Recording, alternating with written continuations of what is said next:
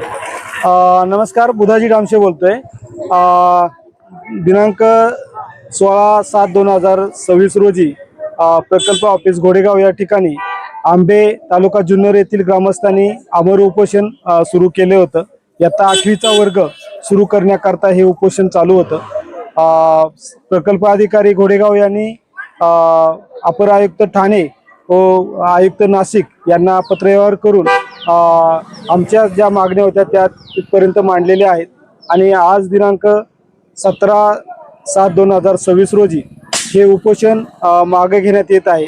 तर त्यांनी आम्हाला आज 8वीचा वर्ग सुरू करण्याबाबत परवानगी दिलेली आहे आणि स्वतः प्रकल्प अधिकारी आमच्या सगळ्या ग्रामस्थांसमोर शासकीय आश्रमशाळा आंबे या ठिकाणी येत आहेत।